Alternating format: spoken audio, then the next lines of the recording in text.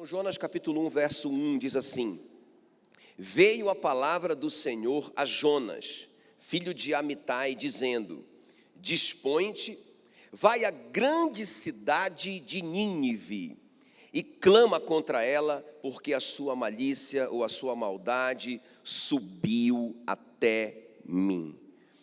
Espírito Santo querido, obrigado, Senhor, por estarmos diante da Tua poderosa palavra. Senhor, nessa noite nós clamamos em nome de Jesus, que o Senhor fale poderosamente no nosso coração, que o Senhor quebre paradigmas errados dentro de nós, que o Senhor mude a nossa mente pela Tua palavra poderosa, que o Senhor nos dê revelação. Senhor, nós, como igreja do Senhor, repreendemos toda resistência do nosso inimigo, porque está escrito: contra a igreja as portas do inferno não prevalecerão. Senhor, nós nos levantamos contra qualquer resistência, para que a Tua palavra tenha total liberdade nessa noite, para nos mudar, para nos transformar, para trazer aquela resposta que nós precisamos. Em nome de Jesus, nós oramos e Te agradecemos. Amém e amém. Quem conhece essa história do Jonas? Quando eu falo da história do Jonas para você, o que é que você pensa? Baleia? Nem é baleia, né? Talvez pode ser até uma baleia. Eu particularmente acredito que era uma baleia, mas não diz que era uma baleia. Mas, irmãos, essa história é tão importante. Vou mostrar para vocês hoje à noite.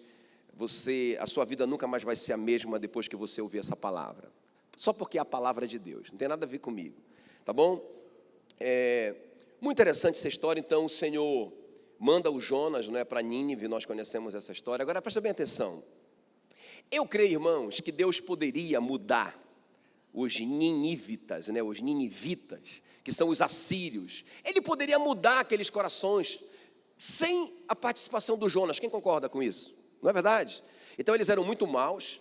A história humana fala dos assírios como um povo muito maligno, não é? Eles rasgavam, não estou falando de cortar, eles rasgavam as mulheres grávidas e arrancavam seus bebês vivos, não é?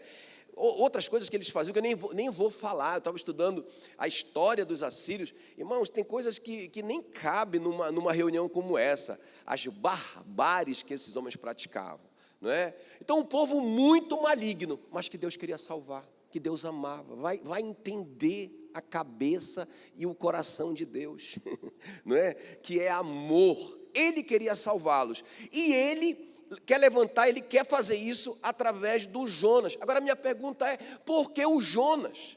Um cara que não gosta desse povo, um cara que odeia esse povo, não é? Talvez o Jonas, como um nacionalista que ele era, não é? Ele viu tanta crueldade dos assírios, que ele criou um ódio tão grande dos assírios. E aí, agora Deus, por quê? Porque Deus chama o Jonas. Tem tanta gente em Israel, tantos homens de Deus, que Deus pode usar. Por que o Jonas? Porque, escuta bem, porque Deus não vai só salvar os assírios, escuta. Deus quer mudar a vida do Jonas. Tem muita coisa errada no Jonas, não é? Toda vez que Deus quer te dar alguma coisa, anote isso no seu coração. Toda vez que Deus quer fazer algo na sua vida, ou através da sua vida, irmão, Deus não está preocupado só com o final dessa história, só com aquilo que você vai conquistar, mas Deus está preocupado com o processo. É como o pai, né, que diz para o filho: se você passar de ano, eu te dou esse celular. No final, ele passa de ano, que vitória, mas a maior vitória foi o processo que esse menino passou. Agora ele sabe mais matemática, não é? O pai queria dar mesmo aquele celular de qualquer maneira, mas o que o pai quer é que ele passe pelo processo. E o que Deus queria fazer na vida do Jonas era mudar essa cabeça do Jonas egoísta. Só pensava nele. Ele achava que Deus era só para os judeus, que Deus não era para os gentios, muito menos para os inimigos do seu povo, os assírios. Ele é só para mim, ele é meu Deus. Deus queria mudar isso. A gente vai ver o Jonas querendo morrer pelo menos 3 vezes. Me mata, eu prefiro a morte do que isso. Toda vez, qualquer coisinha, o cara já quer morrer. Deus vai mudar essa cabeça dura do Jonas. Interessante. Então, irmãos, muito linda essa história. Interessante também que o Jonas, essa palavra Jonas, não é? Eu não sabia, mas aí eu descobri que Jonas significa, a tradução de Jonas, né, Ioná no hebraico, é pomba. Então, Jonas significa pomba, esse animalzinho, né, que ele é o Paulinho que me deu essa informação, né, que o pombo, não sei se é verdade, mas eu acho que o pombo não caça ninguém, é caçado por todo mundo. Ele está lá na base da cadeia alimentar, perde para todo mundo, não ganha de ninguém. Não é? Lá, vocês sabem que quando a pessoa não tinha uma oferta para oferecer ao Senhor, se ela fosse muito pobrezinha, ela podia trazer 2 pombinhos. Quer dizer, um animal sem valor. O Jonas é essa pessoa frágil, qualquer coisinha quer morrer, e Deus chama esse camarada para fazer uma grande, mega top obra para ele. Porque Deus quer salvar os assírios, Deus quer concluir essa grande obra, mas Ele quer transformar o coração do Jonas. Não é interessante que Deuteronômio 32, 11, olha como que Deus trata a gente. Quer ver? Eu quero que você acompanhe aqui comigo, no nosso data show novo, aleluia. Deuteronômio 32, 11 diz assim: como a águia ensina os filhotes a voar, e com asas estendidas os pega quando estão caindo, assim o Senhor Deus cuida do seu povo. Irmão, olha só, entenda como que Deus cuida de você. Olha essa comparação que Deus faz. Ele diz assim como a águia ensina os seus filhotes a voar, assim eu cuido do meu povo. Agora vamos entender então, como que a águia ensina os seus filhotes a voar, e com asas estendidas os pega quando eles estão caindo, porque a águia enxota o seu filhote para fora do ninho, despenhadeiro abaixo. Que mãe desnaturada. Mas quando ela faz isso, ela sabe que ele é capaz de voar.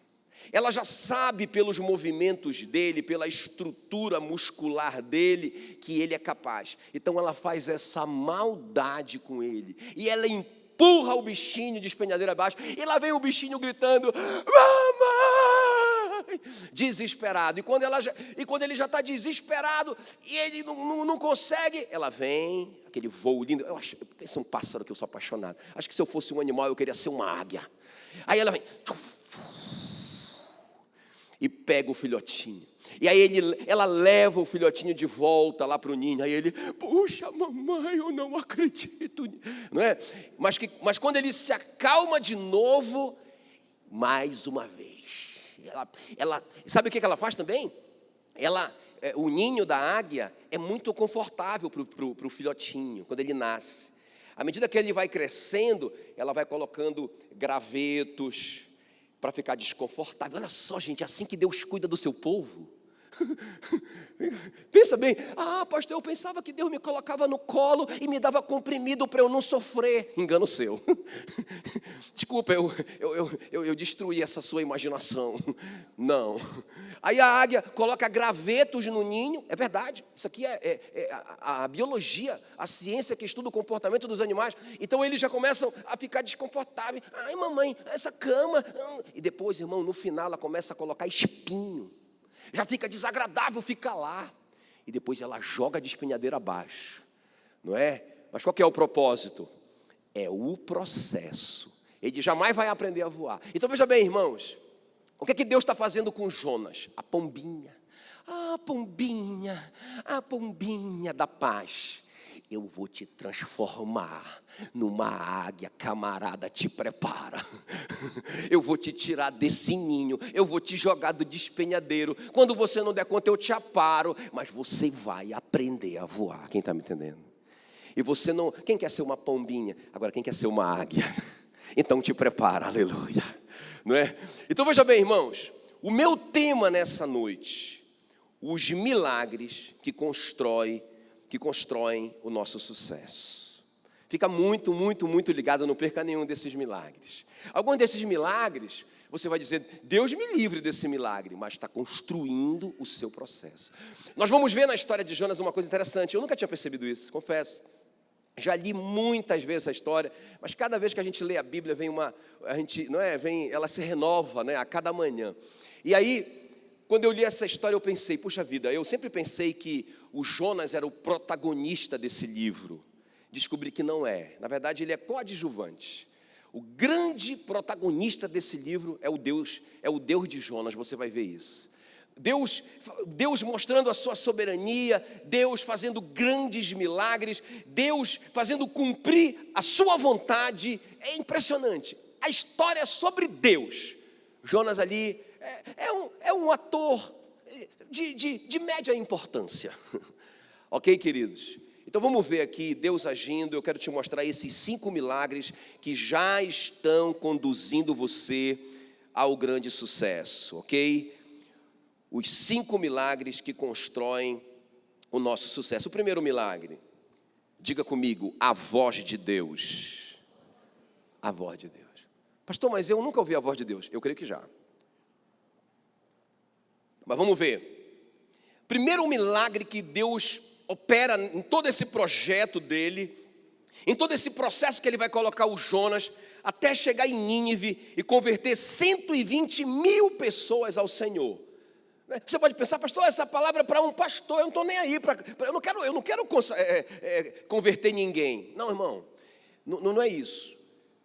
Talvez esse seja um projeto bom para mim, para algum pastor, para alguém que tem esse sonho, mas Deus tem outros projetos para você.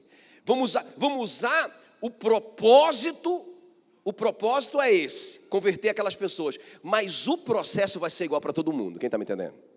Ok? Independente daquilo que você sonha, o processo vai funcionar para você. Nesse processo Deus vai operar alguns milagres, são esses milagres aqui. O primeiro, Deus vai falar. Então Jonas 1:1, veio a palavra do Senhor a Jonas, filho de Amitai, olha só, dizendo, dispõe-te, vai à grande cidade de Nínive e clama contra ela, porque a sua malícia subiu até mim. Nós sabemos que Jonas se levantou e foi para o outro lado.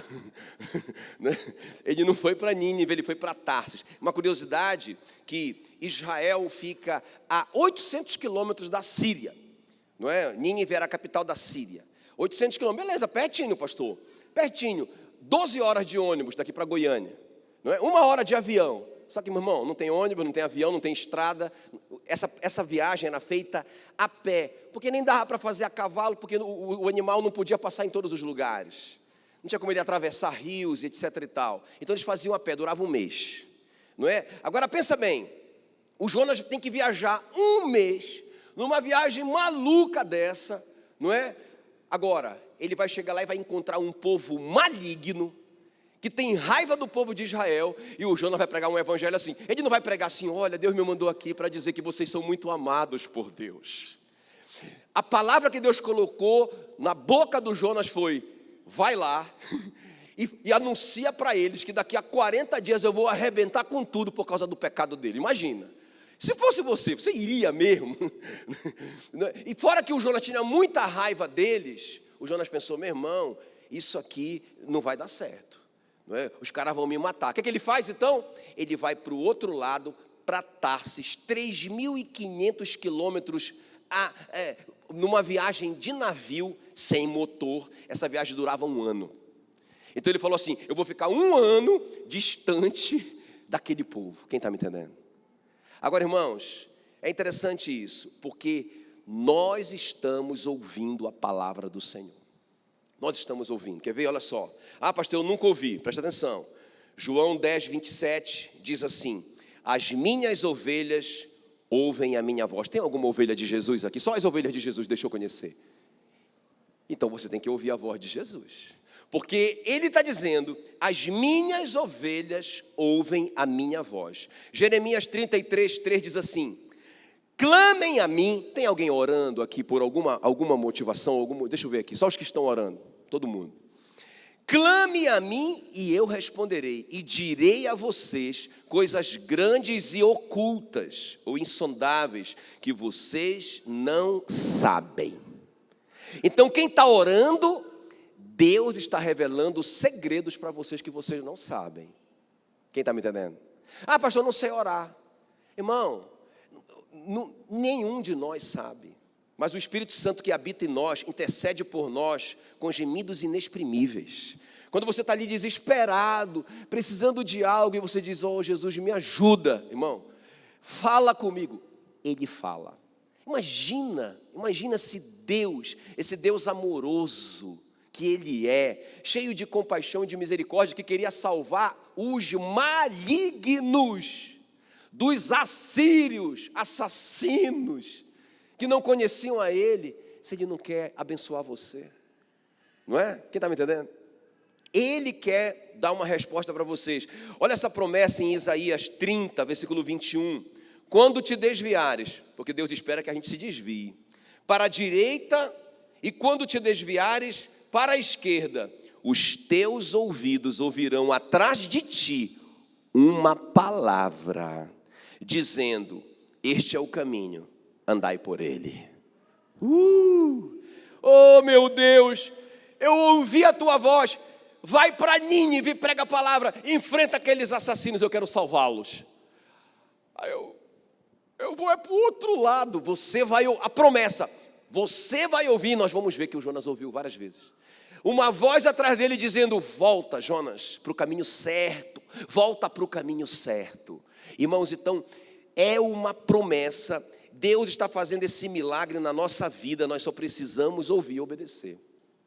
Ah, pastor, mas como é que Deus fala comigo? Eu já falei várias vezes aqui, irmão, Deus pode falar com você com uma voz audível? Pode sim. Pode falar. Eu tenho três experiências de ouvir uma voz mesmo dentro de mim, ok? 3 nesses 20 anos. Mas Deus pode falar pela palavra, na sua leitura bíblica, e tem falado.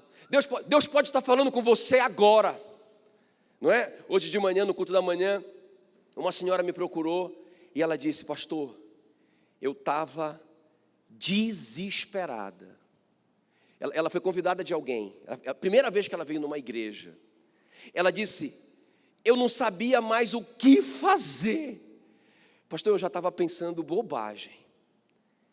E hoje Deus falou comigo. Eu entendi o que está acontecendo comigo. Primeiro milagre do Jonas, em direção ao propósito de Deus para a vida dele. Milagre de Deus falar e nós podemos ouvir. Deixa eu quebrar uma religiosidade dentro de você. A pessoa pensa assim, Deus, como que Deus vai falar comigo se Ele está tão longe? Irmão, Deus não está longe. Na verdade, Ele está dentro. Deus não é mais nem,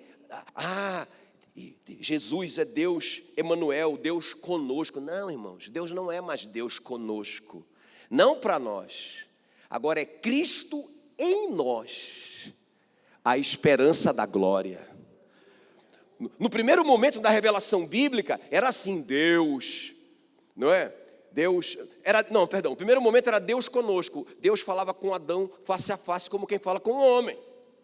Depois, por causa do pecado, Deus ficou distante no trono. E aí depois veio Jesus e restaurou Deus conosco. Ele falava com os discípulos face a face. Quando Jesus foi, ele disse, se eu não for, eu não posso enviar o Consolador, que vai morar dentro de vocês. O Espírito da verdade, que vai ensinar tudo o que vocês precisam. Então, irmão, deixa eu te falar uma coisa. Deus vive dentro de você. Eu sei que não dá para entender, mas escuta bem o que eu vou te falar. Como que Deus fala com a gente? Em geral, irmãos, Ele está misturado aqui, com o nosso espírito. Ele mora dentro de nós. A gente não dá conta de entender isso, mas às vezes a gente está pensando, eu não sei se você já tiveram essa experiência de ter um pensamento que não tem nada a ver. Por que eu estou pensando isso? Não é? E um pensamento, ou então um sentimento, ou então uma vontade. A Bíblia diz que Ele satisfará os anseios do nosso coração. Irmão, às vezes uma vontade, um sonho. Deus está falando com você através dos seus sonhos. Sonhos que não cabem dentro de você. Você diz, mas eu sou tão pequeno para esse sonho. São os sonhos de Deus, porque se você puder realizar, então, irmão, você não precisa de Deus.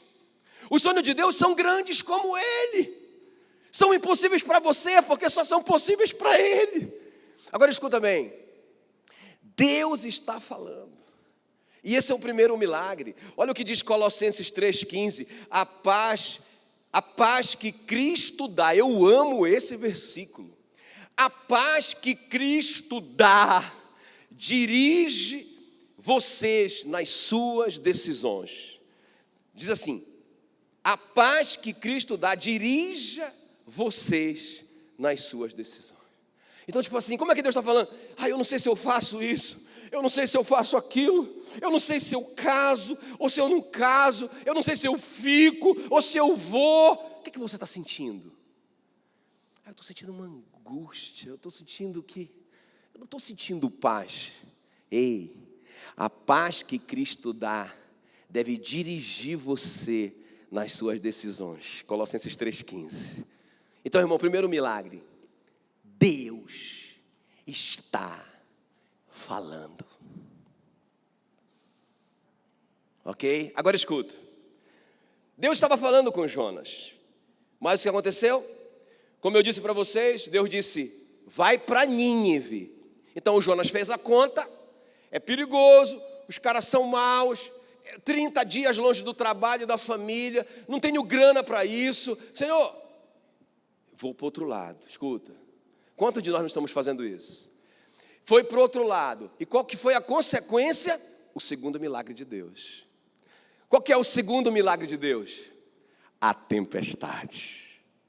Puxa vida, mas eu não quero esse milagre, pastor. Mas calma lá. Isso é uma bênção. Então veja bem, o segundo milagre de Deus é a tempestade de Deus. Olha o que diz aí Jonas 1,4. Mas o Senhor lançou sobre o mar um forte vento, e fez-se no mar uma grande tempestade, e o navio estava a ponto de despedaçar. Mas o Senhor lançou sobre o mar um forte vento. Quem lançou a tempestade? Quem fez esse milagre? Irmão, tudo que Deus faz sem a participação do homem é um milagre. Isso foi um grande milagre. Por que eu estou te falando que isso foi um grande milagre? Porque isso, qual que é o propósito da tempestade de Deus? É trazer o Jonas de volta para o caminho. Essa senhora de manhã falou: pastor, eu descobri. É isso. Eu estou no... Na verdade, ela estava num processo abaixo. Eu vou chegar lá nesse processo. Mas ela disse: eu saí daquilo que Deus tinha para mim. O Jonas ouviu a palavra, mas ele foi para o outro lado, então veio uma tempestade, queridos. Então muitos estão vivendo grandes tempestades, sem necessidade.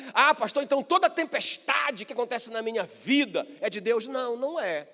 Porque a Bíblia diz que Jesus um dia repreendeu uma tempestade, não é verdade? Quando ele estava atravessando o mar da Galileia, para eles libertarem o endemoninhado gadareno, ele estava atravessando o mar da Galileia e veio uma tempestade, e Jesus repreendeu a tempestade. Ele disse: tempestade, eu te ordeno, cala-te. Irmão, se fosse uma tempestade de Deus, jamais Jesus faria isso. Quem está me entendendo? Então aquela tempestade era uma obra de Satanás, e Jesus discerniu isso. Então a tempestade pode ser do diabo, a tempestade pode ser uma tempestade natural. O cara estava na moto, na maior chuvarada, ele sai de casa, correndo feito um louco, desviando de todo mundo. Foi o diabo? Coitado do diabo, que foi a imprudência do camarada. Foi uma tempestade que aconteceu na vida dele, natural. Foi Deus que fez isso? Não. Agora, tem tempestade de Deus. Agora, irmão, eu quero que você entenda isso. É importante que você entenda isso. Tudo que Deus faz, a essência do que Deus faz é o amor. Porque Deus não é cheio de amor. Deus é o próprio amor. Então tudo que Ele faz é motivado pelo amor. Então quando Deus manda uma tempestade na nossa vida, só tem um propósito: nos trazer de volta para Ele. Entende? Irmãos, e aí vem a tempestade, é muito interessante isso, todo mundo desesperado ali. Agora, coisa mais interessante, quando vem a tempestade, a Bíblia diz que aquele barco estava quase se despedaçando, nós acabamos de ler. Os marinheiros que não conheciam a Deus começaram a orar aos seus próprios deuses, com letra minúscula, e começaram a orar. Enquanto isso, o profeta Jonas, estava dormindo no fundo do barco. Irmão, ele não estava lá, é porque ele estava muito tranquilo, igual Jesus dormindo lá na proa do barco. Não, irmão, ele estava desistido e deprimido. E eu vou te dizer a razão. O Jonas sabia que ele estava fora do propósito de Deus, que ele estava em desobediência, que ele estava em pecado. Irmãos, e o apóstolo Paulo diz isso, que a boa consciência, aqueles que desprezam a boa consciência, virão a naufragar na fé. Então a pessoa sabe a palavra de Deus, escuta, ela sabe o que ela deve fazer, é Nínive. Deus está mandando, eu não entendo, eu não concordo, é perigoso, mas é para lá que Ele está me mandando. Não, mas eu vou para cá porque para cá é melhor. Aqui eu vou ficar em paz. Irmão, não existe paz fora da palavra de Deus. Só ilusão. Então veja bem, quando a pessoa sabe que ela está errada, ela se desanima. Eu já sei disso. Às vezes eu vejo uma pessoa do nada, está desanimada. Eu não sei, está desanimada. Acho que é a crise, acho que é isso, não é, irmão. Pode ser que ela deixou a obediência à palavra de Deus. Quer ver um exemplo disso? Tem tanta coisa que a gente pode dizer, mas por exemplo, deixa eu mexer com os jovens, não é? A moça sabe, porque ela ouviu a voz de Deus. Ela leu na Bíblia, ela ouviu o ensino, que não há união da luz com as trevas, que não pode haver casamento entre crente e não crente, que não é permitido que o crente se coloque num jugo desigual. Ela já ouviu isso, ela sabe. Deus está dizendo, vá para Nínive, vá lá, 30 dias de viagem, vá lá enfrentar esses malignos. É isso que Deus está falando, uma coisa que ela não entende. Aí ela, não, eu quero ser feliz em Tarsis. E se envolve naquele relacionamento fora da palavra de Deus. Irmão, vocês já aprenderam. Qual que vai ser a consequência disso?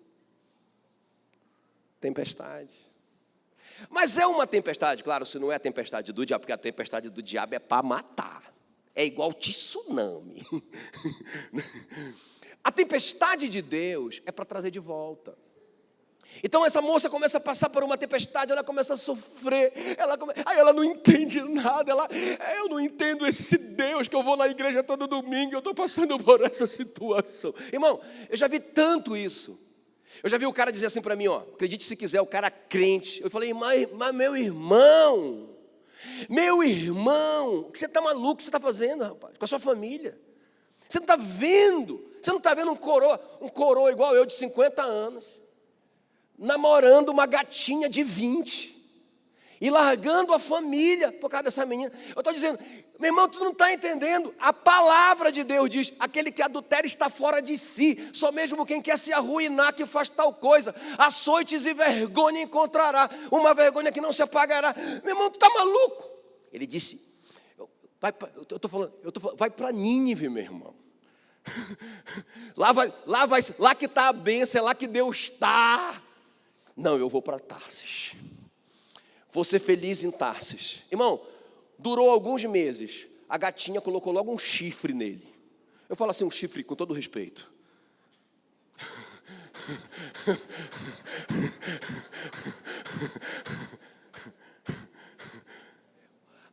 Eu não entendo. Aí o cara vai para o fundo do navio, fica deprimido, depressão, a síndrome do não sei lá das quantas. Irmão, é só desobediência. Só conserta isso. Quem está me entendendo?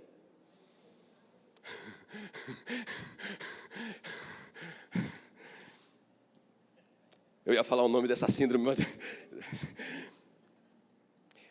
veja bem, o cara sai da vontade de Deus, irmãos, e aí vem essa grande tempestade na vida dele. Agora veja bem, é muito interessante porque os próprios marinheiros falam assim para ele não, chama todo mundo, e pessoal, eles orando, desesperados, e o barco quebrando, está tudo quebrando, e os marinheiros, vamos fazer um sorteio aqui rápido, para a gente descobrir de quem é a culpa. Adivinhe quem caiu o sorteio?